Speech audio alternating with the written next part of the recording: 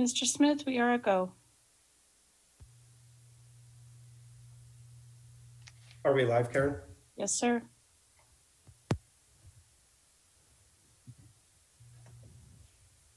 So the time is 6:04 and I'd like to call this meeting to order. The board members are participating via Zoom meeting. I'd like to welcome those who are participating via Zoom and those watching the board meeting via live streaming. The link to the meeting is on the district webpage under Board of Education. The streaming will run through the end of the meeting. When the board is on a break or in a closed executive session, the screen will fade to black and the sound will be muted. In the event there is a disruption in the audio portion, I will pause the meeting until it is reestablished. We have the board members participating via Zoom, Mr. Eloy Hidon, Mr. Stephen Otero, Mr. Frank Otero, and Mr. David Vickers. Mr. Gibson, would you please announce the meeting? I will, Mr. Smith. This meeting has been announced in accordance with the Open Meetings Resolution and is a legally constituted meeting of the Los Lunas Schools Board of Education. Thank you, Mr. Gibson. Mr. Sosa, will you please lead us in the pledge? Yes, sir.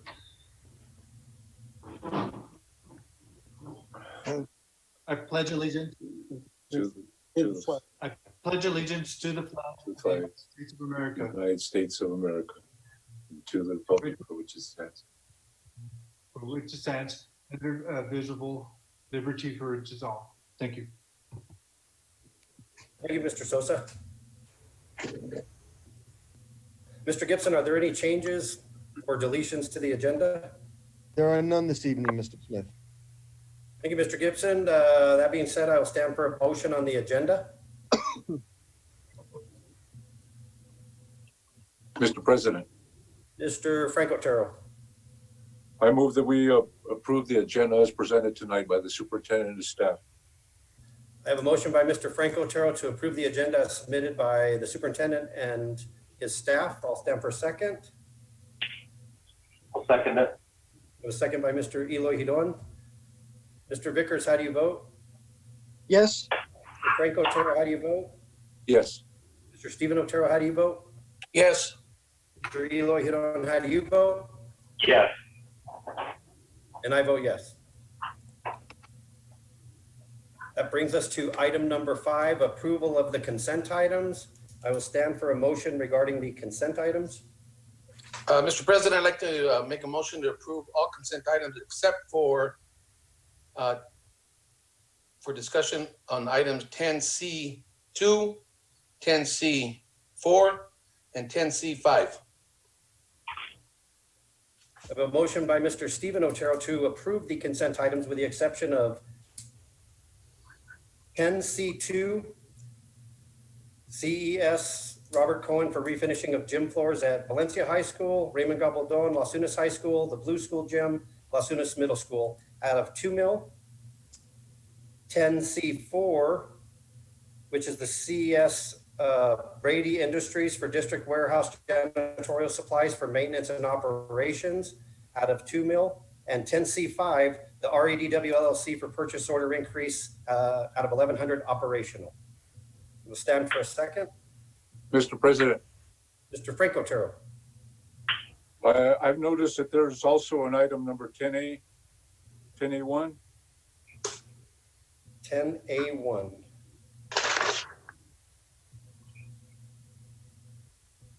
Oh, I see an item 10E. Is that it?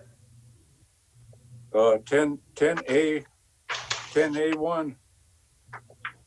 Approval of monthly reports, June 2020, schedule of checks written. There's a discussion listed by Oh, I got you DB. right there.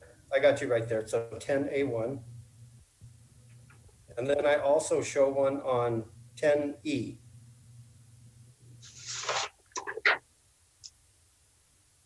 Yes, that's correct. Okay, so Mr. Stephen Otero, would you like to amend your motion? Yes, thank you for the correction, Mr. Frank Otero. I say we make a motion that we approve all items except for 10A1 as brought up by Mr. Frank Otero, 10C2, 10C4, and 10C5, as well as E. That one got away from me. Thank you again, Frank. Okay, you're welcome.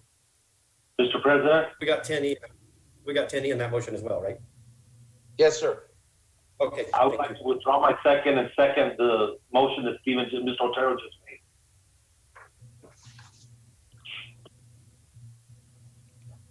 So I have a motion and second.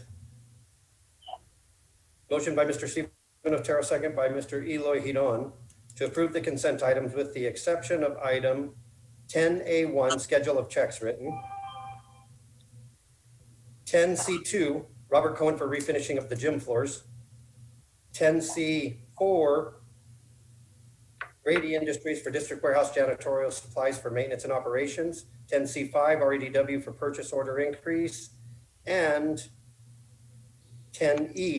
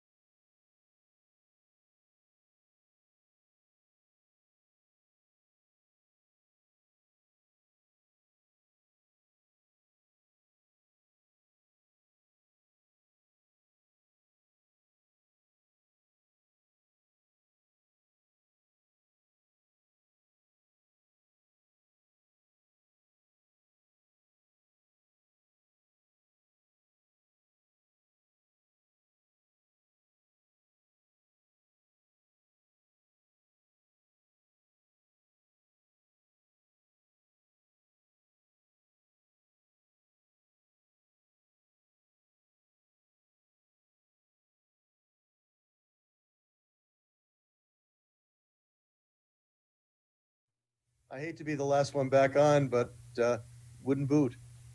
That's fine. Ms. Wolf, will you just tell me when we're back on? Sir, I believe we are good to go. Thank you, Ms. Wolf. 6:27, we're going to be back on the air. I believe the last thing that was presented was item number 7. I was going to turn this over to Mr. Gibson, the presentation and approval of general obligation bond application resolution to the New Mexico Finance Authority. Is that correct, Ms. Wolf? Actually, Mr. Gibson, members of the board, I'm so sorry, but I'm going to tell you the last thing I heard was right when they had finished amending the motion. I do not have a vote. And I don't have your statement about consent items. I don't have either one of those things. Okay, so you did not get the vote for the consent items? No, sir, and I did not get your statement where you talk about the benefit of the audience, that one. Thank I you, did Ms. not Wolf. get either one of those. Thank you. So I have a motion by Mr. Stephen Otero and a second by Mr. Eloy Hidon to approve the consent items. Let me see if I don't mess this up.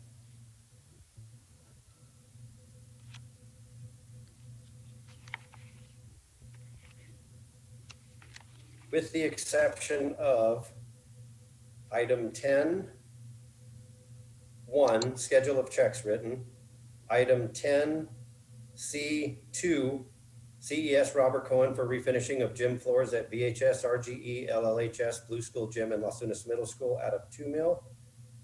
10C4, Brady Industries for district warehouse janitorial supplies for maintenance and operations out of $2 million. 10C5, approval of RADW LLC for purchase order increase out of operational. And item number 10E, approval of resolution 20004 NMDOT for Las Lunas Schools Athletic Fields Pavement Rehabilitation Project located at Las Lunas High School. Board members, I will do roll once more. Mr. Dave Vickers, how do you vote?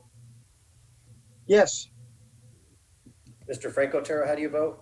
Yes. Mr. Stephen Otero, how do you vote? Yes. Mr. Eloy Hidon, how do you vote? Yeah. And I vote yes. For the benefit of the audience, all agenda items have been reviewed by the board members individually. Consent items are the action items on the agenda presented by the superintendent and staff for approval. If no discussion has been asked regarding these items by any of the board members, the items may be submitted for approval with one motion, one vote. That brings us to item number 7, presentation and approval of general obligation bond application resolution to the New Mexico Finance Authority. I'll turn this over to Mr. Gibson. Thank you, Mr. Smith. I'm actually going to talk about both items 7 and 8 and then introduce them separately. These are items that are involved with our general obligation bonds, which have been approved by our voters. The first part of the presentation, item 7, is the approval by the board of application to sell $5 million in general obligation bonds to the New Mexico Finance Authority. The second will be a motion and approval by the board for a sale resolution. The first one will be handled by Regina Gaisina from RBC Capital, and the second by Art Melendrez, our attorney from Modrell Sperling. So Regina, I'll turn it over to you. Thank you, Mr. President, members of the board. Good evening, everyone. Regina Gaisina with RBC Capital Markets, your municipal advisor. And I believe a presentation should be shared with you right now. So I'm going to cover the district's current plan of finance first, and thereafter the documents that are related to this bond sale. Let me know if you. So I think the presentation should be shared with you shortly.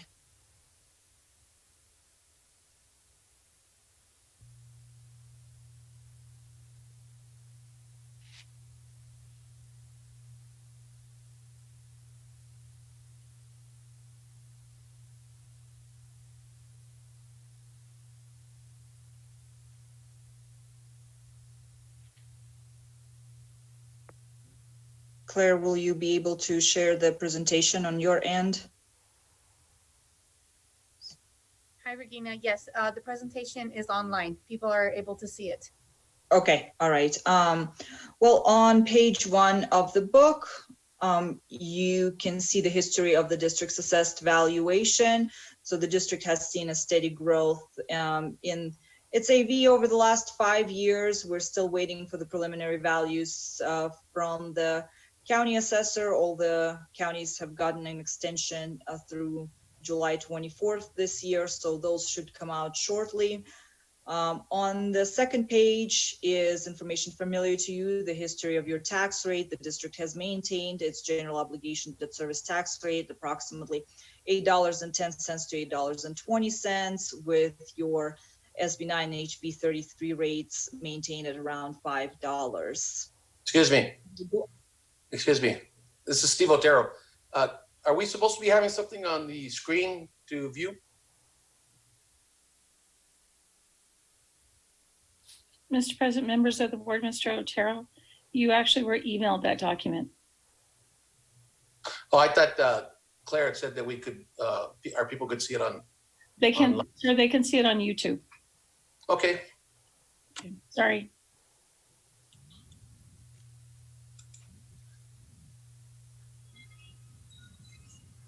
It's the Los Angeles Schools Finance Update file that was emailed to us. I apologize. No worries. Just let me know when you're ready for me to continue, to make sure that everyone's looking at the same document. I believe we're ready. All right.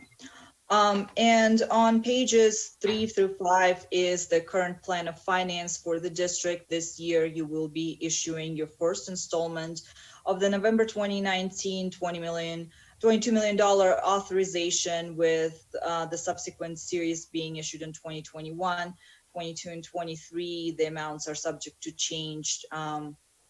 And the goal is to maintain your current tax rate at the levels mentioned earlier. With this new issuance, you had your HB 33 election in 2018. The next recommended election is in November of 2023, and the same goes for your 2 mil levy. You held it in February of 2018, and the next election would be recommended for November of 2023 to get the district on those November election cycles moving forward.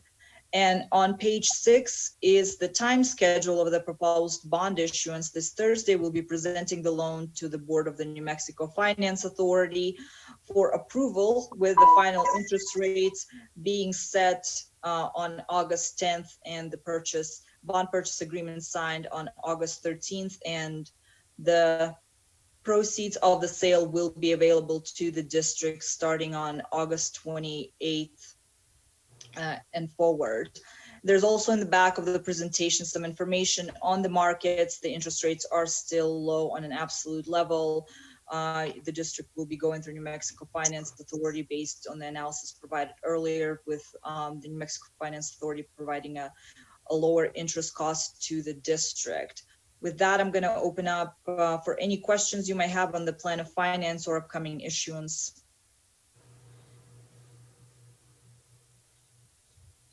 Board members, any questions?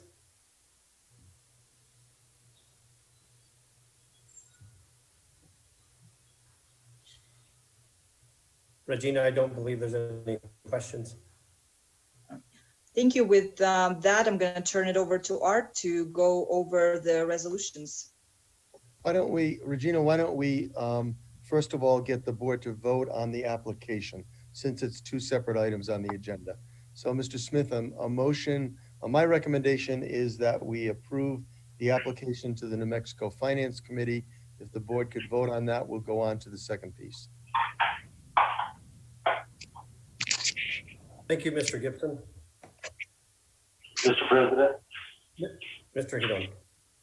I move that we approve the general obligation bond application resolution to the New Mexico Finance Authority. I have a motion by Mr. Eloy Hidon to approve the general obligation bond application resolution to the New Mexico Finance Authority.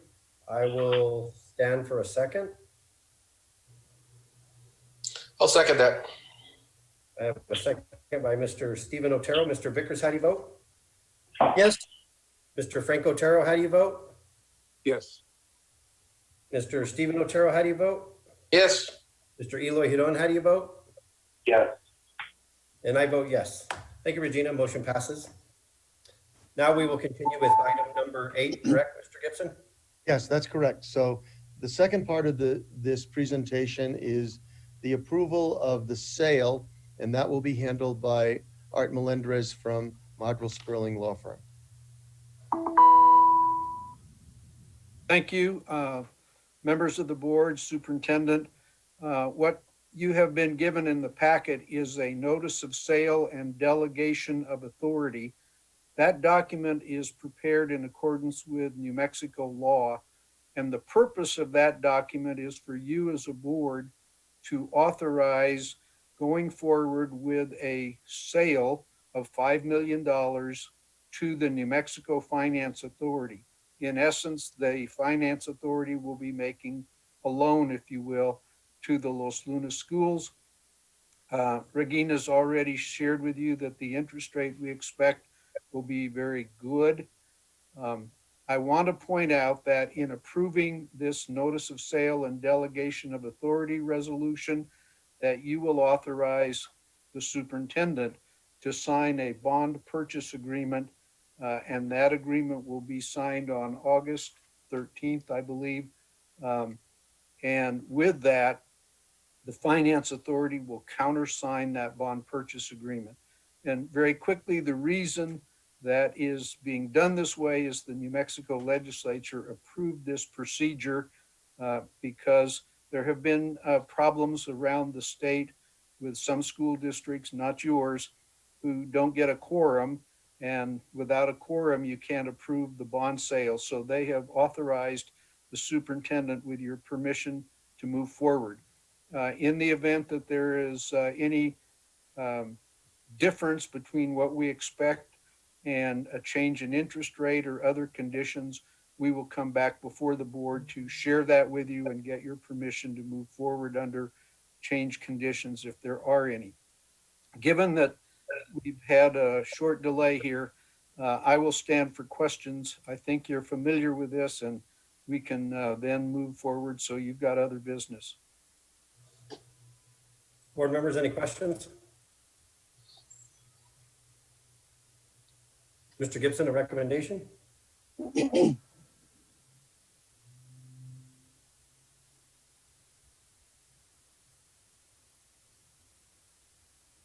Mr. Gibson? Sorry, I didn't unmute. That's okay. I recommend that we approve the sale resolution proposed by Attorney Melendrez. Thank you, Mr. Gibson. I will stand for a motion on item number 8 for the approval of the notice of bond sale resolution.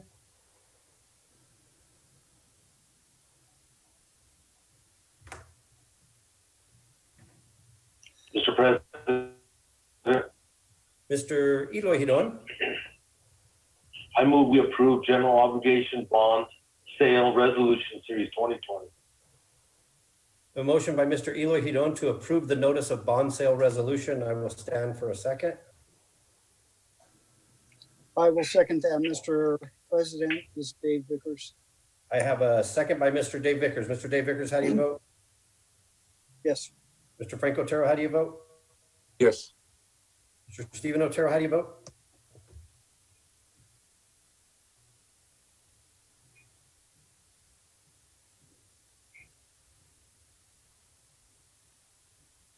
Is he here? Oh, there you are. Mr. I was Stephen following Otero. suit of Mr. Gibson, so I didn't unmute either. Yes. Mr. Eloy Hidon, how do you vote? Yes. And I vote yes. Thank you. Motion passes 8. Item number 8 passes. That brings us to item number 9, Acting Superintendent's Report. I will turn this over to Mr. Gibson again. Thank you, Mr. Smith. As you know, we received guidance from EED a little over a month ago about guidelines for reentry to school, reopening school for the fall semester. The recommendation was that schools reopen on a hybrid schedule in all schools, with students going to school approximately half-time or in some cases less. The recommendation also suggested that priority should be given to elementary schools so that they spend more time in school recognizing that secondary schools have a different schedule and a more complex schedule and more and bigger kids, that those requirements for alternating days are not exactly the same. Over the past month, we have been working diligently, the executive staff and all of the principals, to develop those hybrid schedules. But I'd like to make a couple of general comments first. First and foremost, in our considerations, and this was a priority for PED and the governor and everyone else involved as well, is that we open our schools safely, that we look at safe opening by providing social distancing for kids, that we provide all of the PPE that's necessary, the protective equipment that's necessary, and that we do that for the safety of all of our students and staff. That has been our primary consideration as we've moved forward. So I've asked a group of principals to represent their colleagues tonight. We have 3 high school principals, Darian Jaramillo from Los Lunas High School, Albert Aragon from Valencia High School, and Eliseo Aguirre from Century High School. Representing the middle schools, our principal Lawrence Sosa from Los Lunas Middle School, and assistant principal Jennifer Garland from Valencia Middle School. And representing the elementary schools are Principal Koya Matthews from Bosque Farms and Jessica Montano from Catherine Gallegos. So what I want to give you is some general comments and then tell you about the schedules and of course respond to your questions and comments. So we are recommending that school not reopen until Monday, August 17th. And we're recommending that for 2 reasons. One is to allow us to be absolutely sure about issues of safety. It'll give us an additional week to work on all of the protocols and procedures that we're putting in place, and I'll go through those in a minute. But it also gives us an opportunity for our staff to work together for 2 weeks before school opens. We fear that school will go back to remote learning again at some point in the fall, and you've heard that from CDC and other government guidelines, that there may be another flush of the pandemic in the fall when winter weather approaches and we're spending more time inside. That being the case, we don't want to be caught shorthanded like we were last spring when we had to very quickly go to a remote learning plan. So we will use these 2 weeks to retrain and train for the first time some of our teachers in Canvas, which is our K-12 learning management system. Our staff will work on protocols for educating our kids remotely, developing lesson plans, presenting them on Zoom, putting them on YouTube, providing them in a number of different forums in different ways. But our goal is that every one of our students will be educated every day for a significant period of time. We're not interested in going back to a system which is modeled where we don't have everybody getting instruction every day. So these 2 weeks from August 3rd through August 17th will give us an opportunity to work with staff to develop programs and protocols for teaching students in the classroom in a more limited period of time, but also should we have to go back to a remote learning platform, our staff will be much better prepared to deliver the platform in that way. So the hybrid schedules are slightly different for the elementary, middle, and high school. For the elementary schools, we're following what we call an AABB schedule. So half of the students will be in school for any day of the week, for Monday and Tuesday or Thursday and Friday. So students who are assigned to the AA schedule will be in school on Monday and Tuesday. We will be deep cleaning the schools on Wednesday. The second group, the other half of every class at the K through 6 level will come on Thursday and Friday. Because we need to clean the schools just as well on Friday as we do on Wednesday with deep cleaning and sanitizing, we are asking our custodial staff, some of them to come in later on Friday and stay later so they can do the deep cleaning to make the schools ready for our students to go back to school on Monday, the group part that are the AA group. So 2 days, Monday and Tuesday for half the kids, 2 days, Thursday and Friday for the other half of the students. And that's actually pre-K through 6. As you know, we have excellent technology resources. By the time we go back to school, all of our students will have a learning device, either an iPad or in the high school level, a MacBook Pro. We are repurposing a lot of the devices that were on carts in the elementary schools. We are buying the cords that are necessary for families to plug those in and recharge them. But we anticipate, in fact, we know that every student will have a device by the time they go back to school. The middle school schedule, let me stop and take questions about that, because we have 2 elementary principals on if you have any specific questions. Members?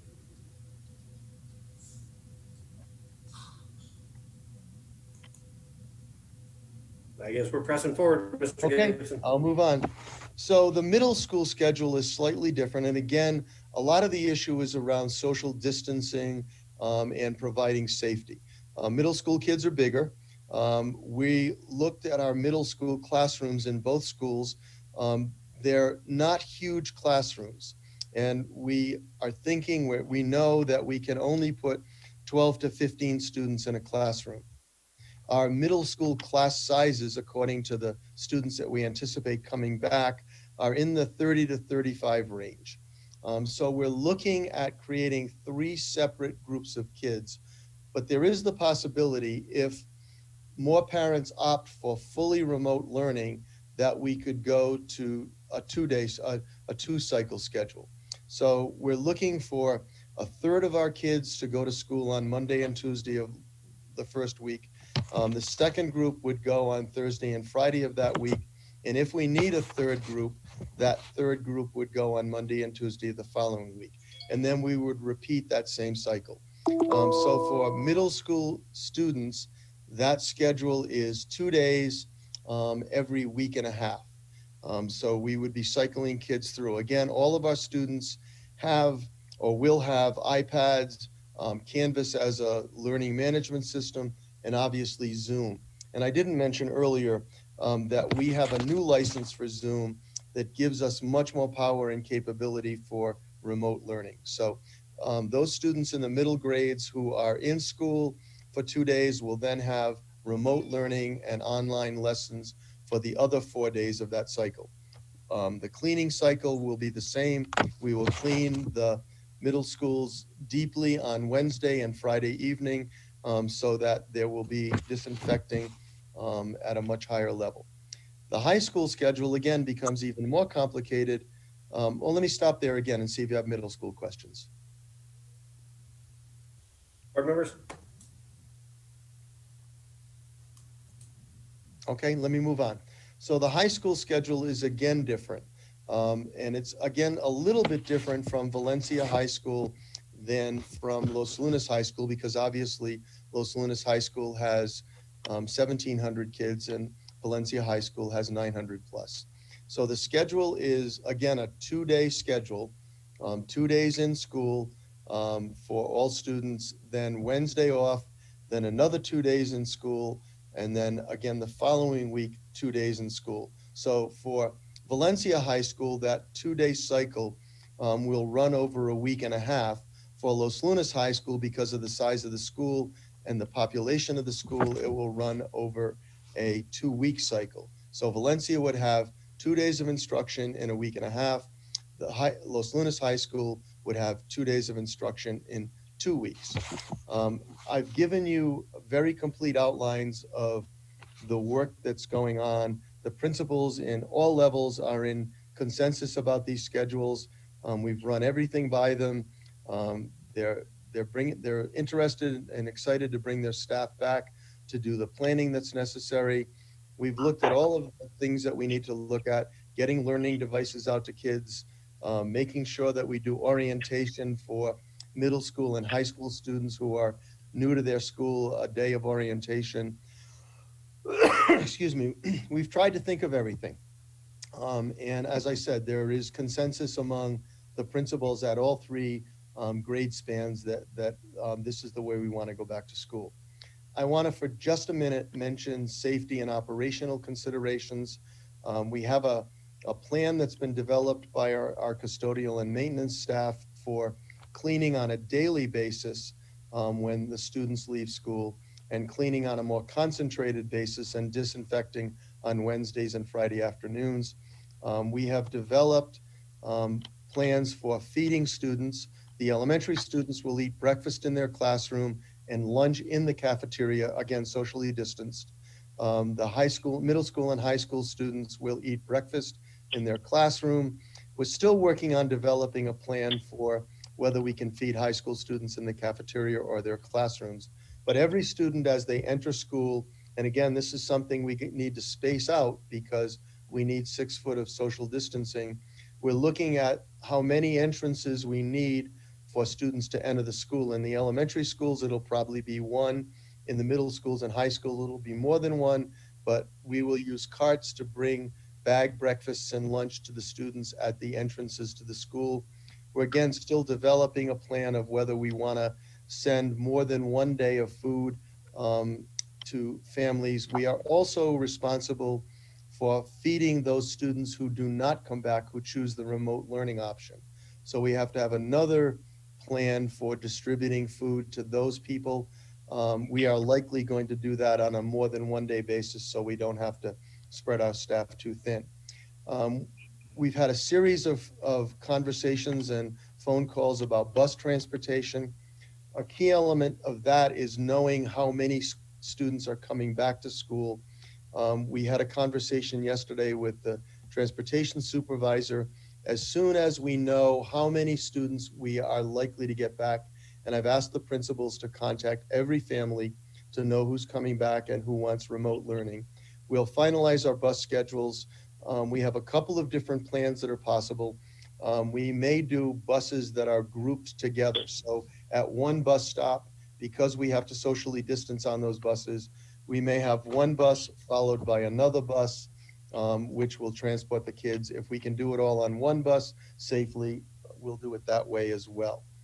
As I've told you, we have a technology plan that we will do all of the, make sure all of our kids have technology. And Karen just reminded me that I forgot to mention the Century High School schedule, LSAO, I apologize, because that school is much smaller. LSAO has developed a somewhat different schedule for our alternate high school. And again, you have that in your packet. And then the last piece is another safety issue. We are training all of our nurses how to respond to any student or staff member that ends up positive with COVID-19. The nurses will be trained. We will set a separate room in the building that's different from the nurse's office. And of course, we will immediately contact parents or family members. So we will have an isolation room that we will use for anybody that tests positive. We are still awaiting advice from the New Mexico Department of Health and CDC about contact tracing, about how many people we need to notify if we have a positive person in one of our classrooms or in our school. So the plan, of course, still has to be fleshed out as we learn how many kids are coming back to school. But we're very confident that this is a safe opening of school with a hybrid plan, that we're doing the best that we can to educate our kids. Our goal is kind of twofold: safety and as much full instruction as we can provide. So the one last thing I would say is the board has the final decision on whether we go back to school. My job, the job of my staff and the principals, was to present you with a hybrid plan, which we've done tonight, and I did in the documents I sent to you on Friday. If the governor says everything's remote, then obviously the governor's rule will stand. You also have the option as a Board of Education to decide to do everything remote. I don't have a recommendation at this time on that. It's my understanding that the governor has a press conference later this week in which she will comment on that. We have a special meeting on Thursday night, which I think will be after the governor's announcement. But if you say, we're not going to do this hybrid plan, that we don't want kids to come back to school, then obviously everything will be remote. We think we've planned for that contingency so that our teachers will be ready. We'll be ready with technology. We'll be ready with lessons and activities for our kids in a much fuller mode than what they got last spring. So I would stand for any questions, or of course you can go back and ask principals anything you'd like. Mr. President, Dave Vickers. Mr. Vickers? So, Mr. Gibson, when will you know how many students are going to be coming back? We did a survey, and about a little less than half of our parents responded to that survey. It looks as if, and again, we need now forget names and people committing, it looks like between 20 and 25% of our students will not return. It is really important to us that they stay enrolled in the Los Lunas schools and that we deliver remote education to them, because our enrollment determines our budget. And so we will do everything we can to keep our students enrolled in the Los Lunas schools and provide them with quality instruction. But the principals and staff in the schools are contacting families directly, either by email or by phone call. I would say somewhere around the first week of August, we'll know how many kids are actually coming back. Okay, and another question, is there going to be some kind of screening at the school buses and the drop-off points for students regarding temperature? We have 300 thermometers, digital thermometers that we've bought. We will definitely use them at the doorway to the school. We are still discussing how to do them on the buses. What we don't want to do is take the attention of the bus driver away from the route and the kids that are already on the bus. But we also know if you get on the bus and you have a temperature and you're infected, then that's dangerous for all the kids on the bus. So we're still talking about the protocol for that. But yes, we have plenty of thermometers, and we intend to check every person that enters every school every day. Okay, so I know that the Berlin district, last I heard, was trying to hire assistants on the buses that would take care of the issue of temperature for each kid as they enter the bus. And we did get some federal money for extra expenses regarding this COVID issue. So has that been discussed at all? That is definitely one of the options that we've discussed. The difficulty is we've always had difficulty in hiring bus drivers and bus aides. But that is one of the possibilities that we would test every kid getting on the bus, aid on that bus. In our discussions yesterday with the transportation director, again, depending on how many buses we have to run and how many routes we have to run, we may have the possibility of reassigning bus drivers to do that kind of work when they're not actually driving. So we're looking for numbers. We're looking to figure out how many kids are going to ride our buses, and then we'll come up with a plan. But as I said, letting a student on the bus who has a temperature, who shows symptoms of COVID, is not a wise decision, and we will do everything we can to avoid that. Okay, and then I think I have one other question. The difference between Valencia High School and Los Lunas High School, there's 2 days, Valencia in a week and a half, I believe. That's correct. And Los Lunas High School, 2 days every 2 weeks. Was that That's it? correct. Yep. And so that's based on having 350 students per session in Los Lunas High School and about 300 students per session, a little more than that in Valencia High School. So the smaller population of Valencia allows us to turn that cycle in a week and a half and not 2 weeks. Okay, so in a given 2 week cycle, is the total instruction equal between them? Just different as far as in-person versus online? Yeah. It is. And you have in your packet that I sent on Friday, a copy of both of those schedules, the coursework that students will be taking when they're in school, and obviously the coursework that they'll have available to them remotely. But yes, it's exactly the same. Okay, thank you. That's all I have. Mr. Gibson. Steve Otero here. Mr. Stephen Otero. Mr. Gibson, do you, on taking the temperatures of everyone that's coming through, is there a requirement by PED to log every day what each child comes through or staff member? Not that I know of. I'm sure there's a requirement, and the head nurse would be more familiar with this than I, but there certainly is a requirement to log anybody that shows symptoms. But I don't think there's a requirement to log the temperature for every student or staff member that enters the school. And I think with the logging, wouldn't it be wise that they be checked before they get on, as they get on the bus? Because they're once on the bus and they get to school and they have a temperature or a fever, then it's kind of like everybody that was in the bus. That's our preference, Mr. Otero. So we're still figuring out how to do that with the staff that we have, or the staff that we hire. Okay. And what have you done to protect the people that are in contact with more people on a day-to-day operations, such as your secretaries? Do you have plexiglass shields in place? Are you going to have that in place? Have you guys ordered plexiglass or anything like that? We have not.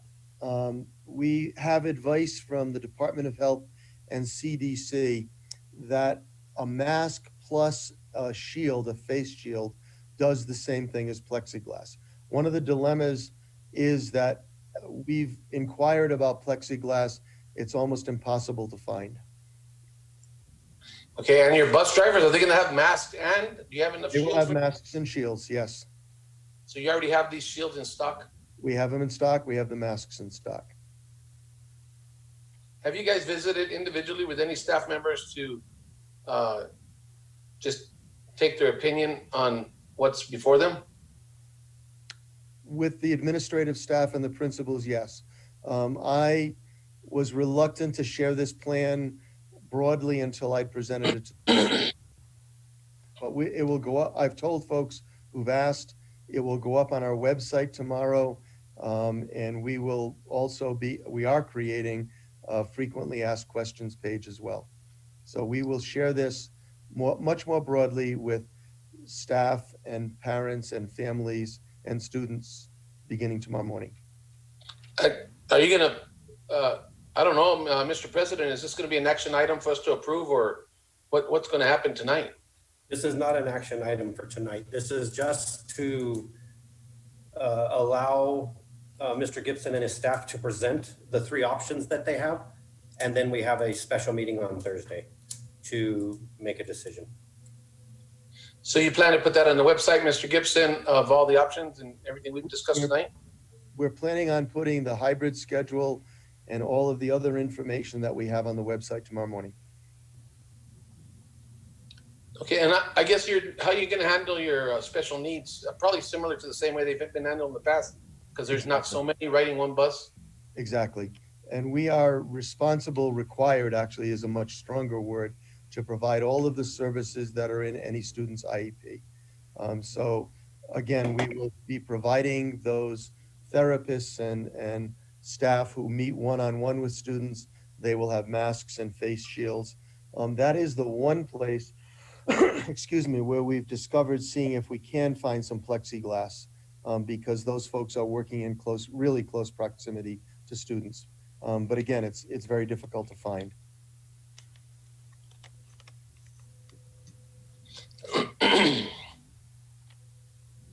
I reserve to ask questions down the line. So if it's somebody else got questions.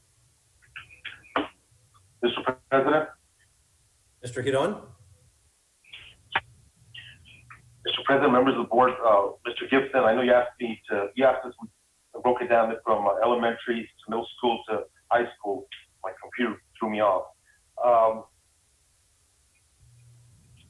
we going to have, what kind of rules are we putting in place for this hybrid schedule for math?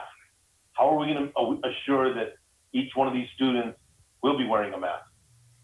Do we need to tweak our policies and procedures? I know we have.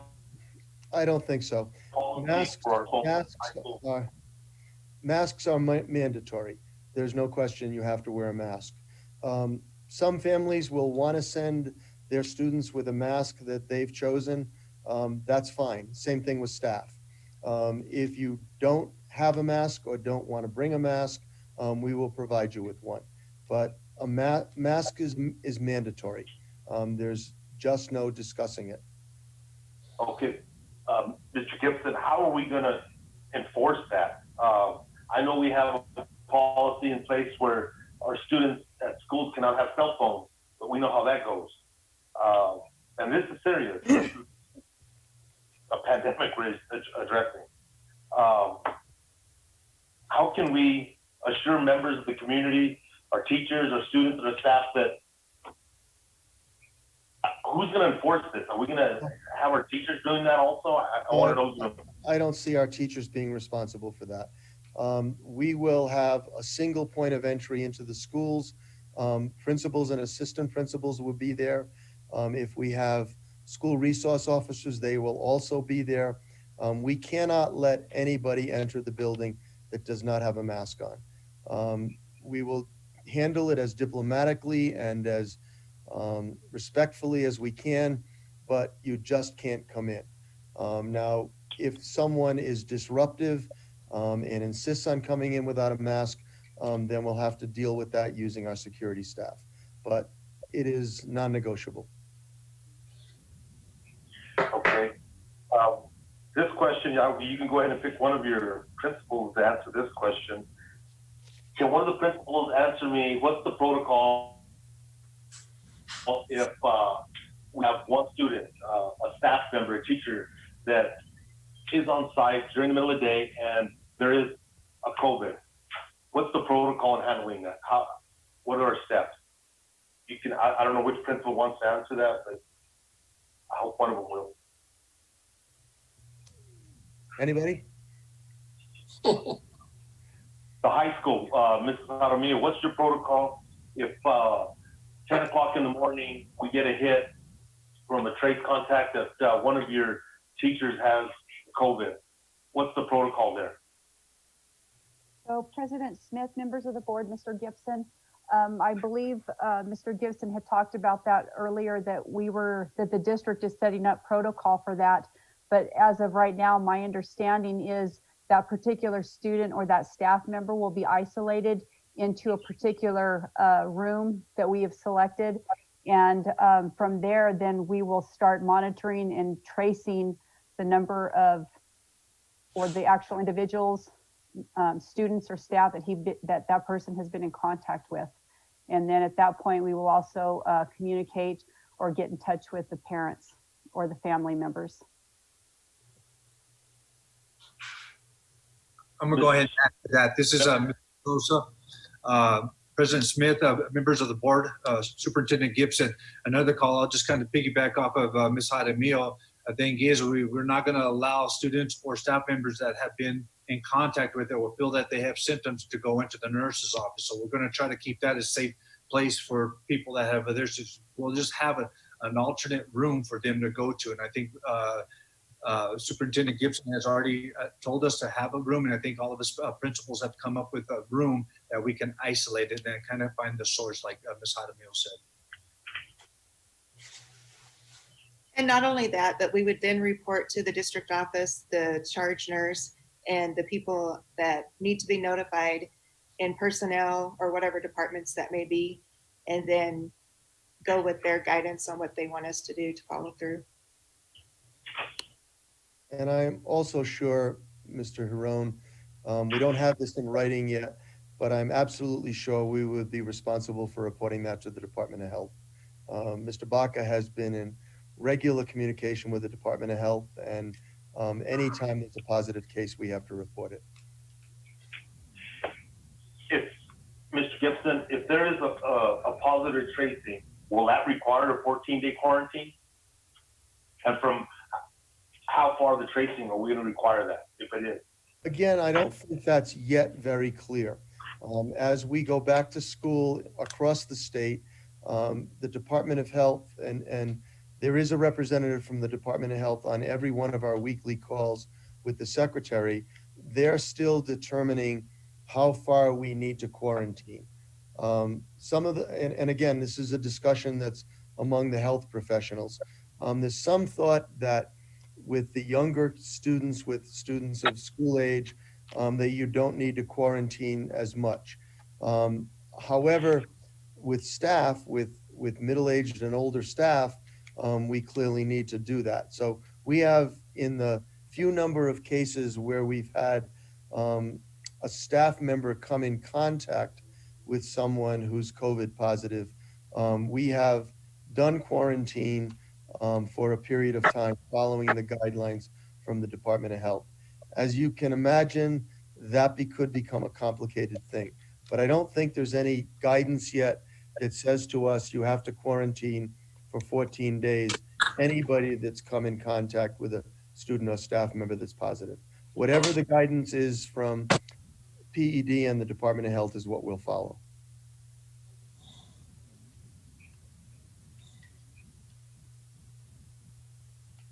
Mr. Gibson? I believe that at some point we will be in this hybrid schedule. I personally don't know how we can do it this quick. My question, one question I have left is, if the governor comes back on Thursday and we are going to be remote learning, how quickly are we prepared to shift from a hybrid schedule to remote learning? Immediately. That's part of the reason why we've devoted those 2 weeks from August 3rd to the 17th to make sure our staff is ready to deliver instruction immediately. So if we go back in a hybrid schedule, we will deliver the full range of instruction. If we go back remotely, we'll do the same thing. And the one thing I would add to your comment, and this is more to the preface of your comment, if the governor says, no, school's not going to start for however long she says, then obviously that's what we do.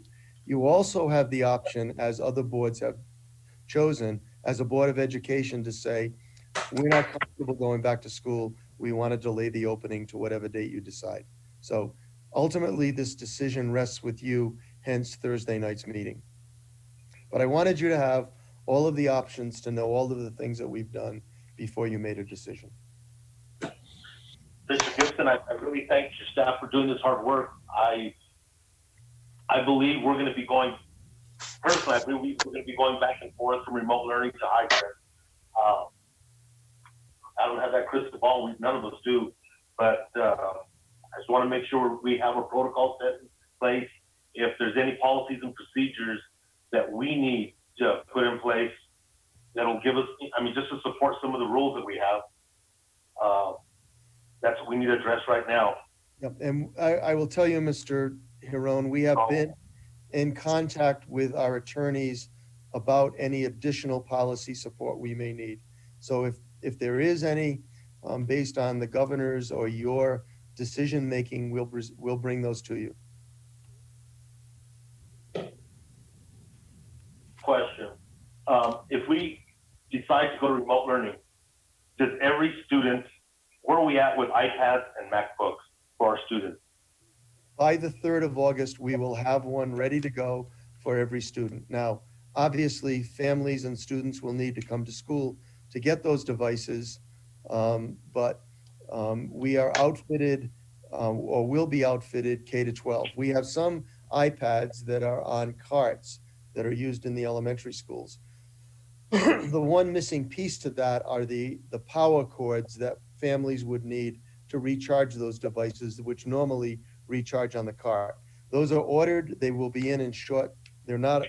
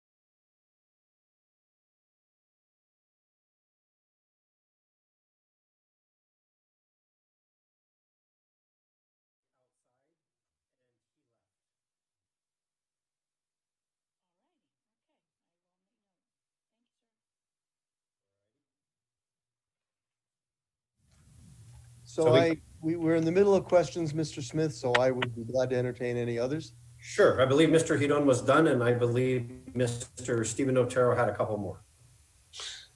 I do. Let me see here. Okay, so I'm sure that there's been concerns or questions in reference to the hybrid.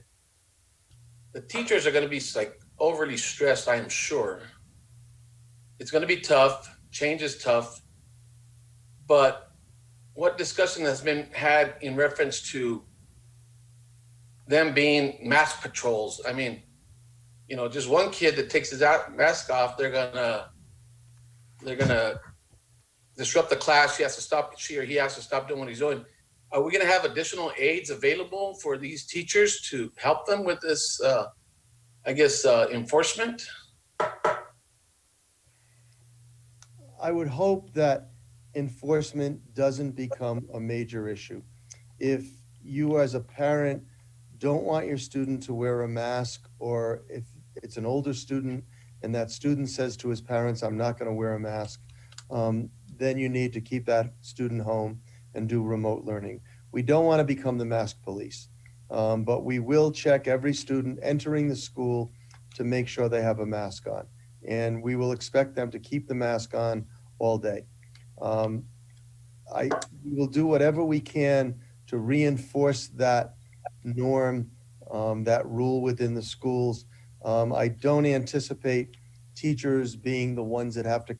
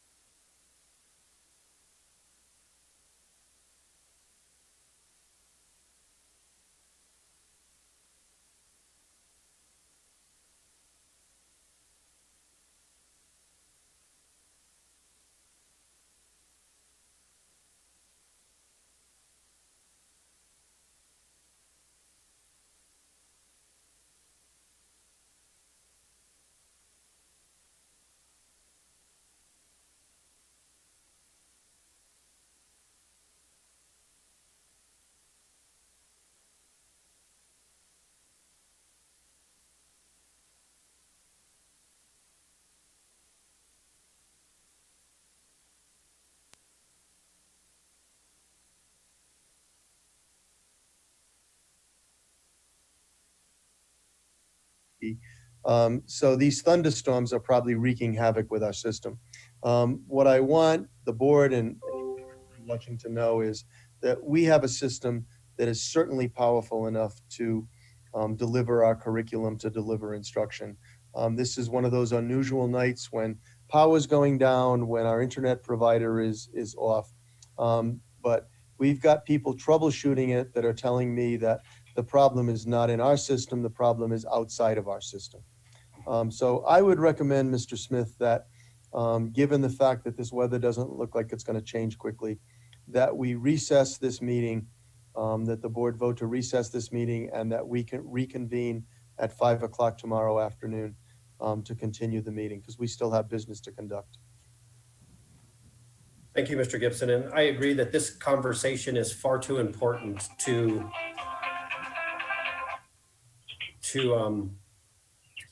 not go through thoroughly. And given also Mr. Vickers' situation, I think he would like to be a little bit more part of it as well. But yes, if it's the ISP, the internet service provider, that's causing this, we can't control that, so we can't get it back online. So that being said, I agree with your recommendation, and I will stand for a motion from a board member to suspend this meeting until 5 p.m. tomorrow evening.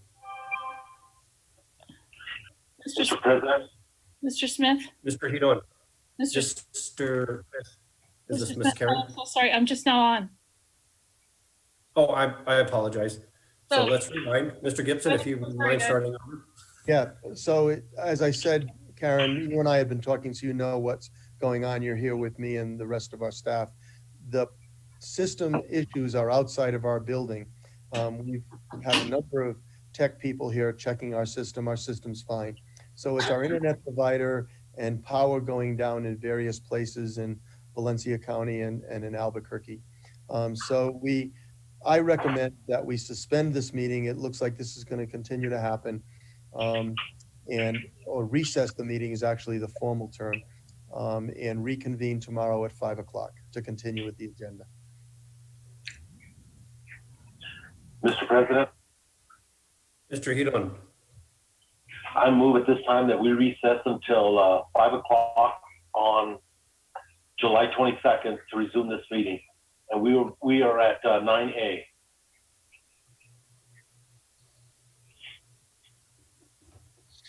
I'll second that motion. Okay, I have a motion by Mr. Eloy Hedon to recess until 5 p.m. on July 22nd. We are on item number 9A. I have a second by Mr. Stephen Otero. Okay. Mr. Frank Otero, how do you vote? Is he with us? He is. He's muted.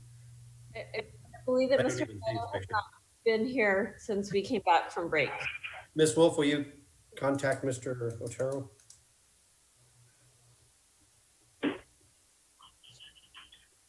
Yes, sir, I certainly will. Give me one moment, please. Thank you.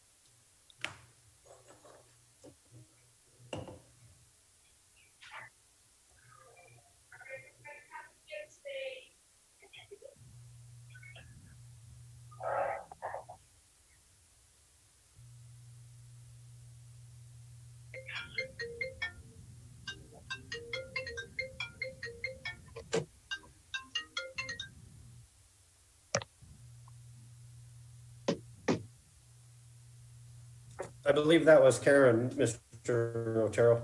So Mr. Gibson pointed out that the issues are with the internet service provider. It has nothing to do with our district backbone. And it looks like this issue may continue due to weather and everything. And we know that this is a very, very important meeting, and there's still a lot of questions that I'm sure that we have. So Mr. Gibson recommended that we recess the meeting until 5 p.m. tomorrow. I had a motion by Mr. Eloy Hedon to recess the meeting till tomorrow evening at 5 p.m. We are on item number 9A. I have a second by Mr. Stephen Otero. So I'm asking you, Mr. Frank Otero, how do you vote on recessing the meeting until 5 p.m. tomorrow? Yes. Mr. Stephen Otero, how do you vote?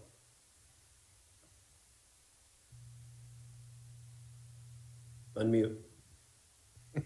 Yes. Mr. Eloy Hidon, how do you vote? Yes. And I want to thank all of you for coming and dealing with this issue with us. Trust me, we're going to get this thing fixed and we'll do this tomorrow. Hopefully the internet service provider will be better equipped tomorrow and we can get this done smoothly. Thank you for all your help. Thank you for our comment, Mr. Smith. Getting everything worked. Yes, go ahead. Principals, I really appreciate your taking the time to be on tonight. If tomorrow night is inconvenient for you, would you let me know? And I will try to get other principals to be on in your place. But thank you, principals. I appreciate your time.